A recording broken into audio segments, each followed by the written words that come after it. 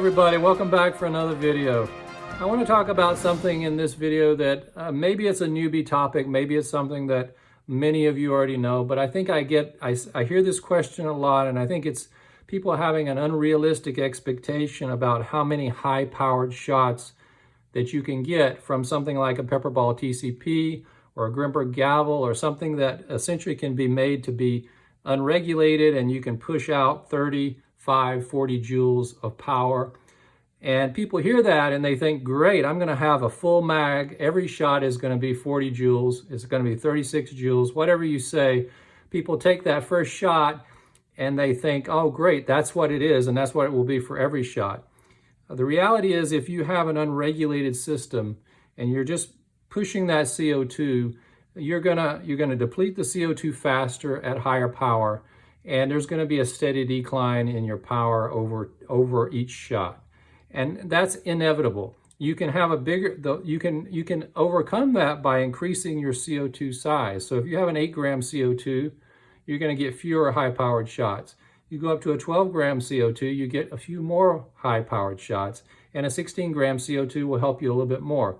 And you can power tune it, but there will always be an inevitable decline. Now, if you really, truly don't like that and you want every shot to be the same, then that's where you have to go with the low-power launchers, like the T4E. This is a 7-joule launcher, or you go with your Byrna or your salt supply and those kind of things, and you can get around 20-some-ish joules. In either case, I think, depending on how it's tuned and how well the company spends the time tuning it so that it will be good across the board, you may see a steady number of shots at a very similar or number of joules, depending on what projectiles you're using. So there's a lot of variables, but if you want steady, usually you have to power tune down to a point where you can get that kind of steadiness. And every launcher is different. That requires a little bit of trial and error, especially for any tunable launcher like the TCP or the FSC. If you go with something like a T4E and you like this and you don't really have high over expectations and you know what you're getting out of this and you want to use this, go ahead. I use this for a training tool. I use this for self-defense. I know what they have different purposes, and I'm okay with that. But this one is very steady. It gives me a steady FPS at a very low number of joules, and that's exactly what I need from this. For this one, it gives me about 36, 38 joules on the first shot with this particular kind of setup, and then it'll go down to about 30 joules, and then 28, and then 26, and 25. It'll go down gradually. By the last shot or so, it may be getting close to 200. Or 220 or 240. So depending on the day, depending on the temperature, depending on the CO2 cartridge, they can vary.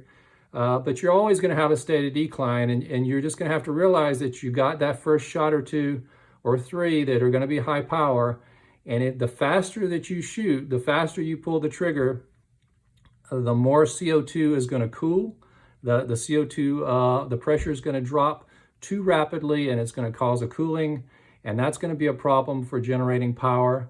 And so that's one of the limitations of CO2. You can't rapid fire very well. That first shot will be great, but if you try to do the second and third shot without a delay and try to mag up on someone using a CO2-based launcher, you're going to be disappointed because you're going to be shooting really low-powered shots very quickly.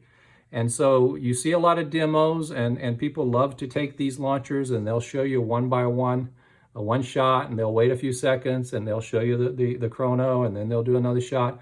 Well, that is a very slow and deliberate way to do it, and that's how I've done it in the past as well. You want to take a little bit of time between each shot. You want to maximize the amount of power that you see. You don't want to cool it too much.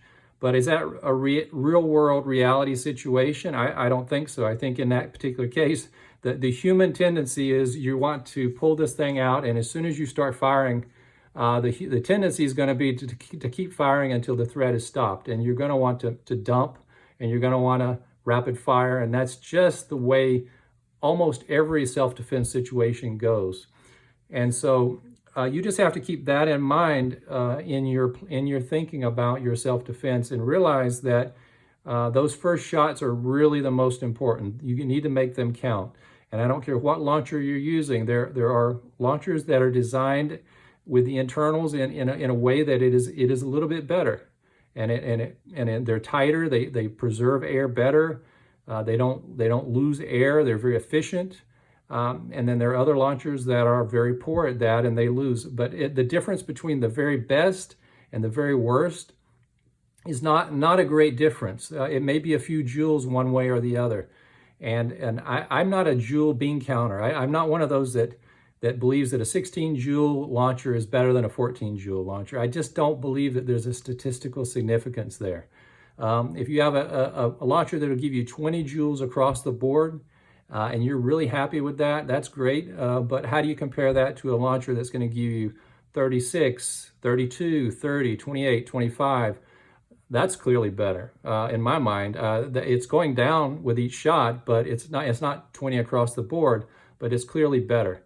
So there's a price for better, and I guess when it comes to less lethal defense and less lethal purchasing decisions, you have to think about, am I willing to pay for better? And better is often costing you more, even if that better is very subjective, and it may be a little different. It might be because of size. It might be because of shape, the look, the feel. It needs to suit your purpose, and everybody has a preference for power and a preference for small size. And if you have either of those, I think you're going to pay a premium for it. And if it's big and it's cartoonishly large and it's just bulky, I don't care if it's got the best internals and gives you the best consistency. It's going to be less popular and it's going to be cheaper. So if you want that, then those are cheaper options. But the holy grail will be to merge something like these two, bring them together, the power, the size, and then I think you've got a home run. So that's just all I wanted to say about this. Don't be confused. I know this might be more for a newcomer into the field who really doesn't understand when a person says this is a 40 joule launcher or is this a 20 joule launcher. Just realize that's the first shot, that's the best shot, and from there you get what you get. And with some of these launchers like the TCP FSC, you can go in and you can make it a little more even if you want, or you can crank it all the way and you can go for broke on your first shot or two, and then the rest of them are just waste. It's really up to you. That's your personal decision. You do what you like to do. I personally like the medium ground as always in my videos. I'm not all about, I don't want the weakest launcher and I don't want the most powerful launcher, but I want the one that's the most reliable, gives me some consistency, but it doesn't have to be perfectly tuned. I like for those first two shots to be giving me a little more. I want a little more from those to send a message. And I like to have a backup mag that's somewhere available. So once those weak shots are used, and if I didn't accomplish my goal, I can get to a safe space as I'm trying to get away.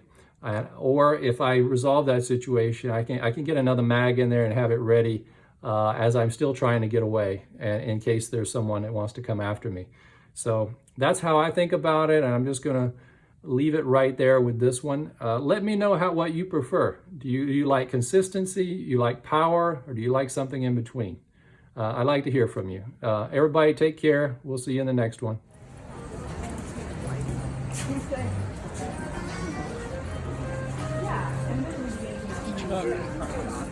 Whatever that.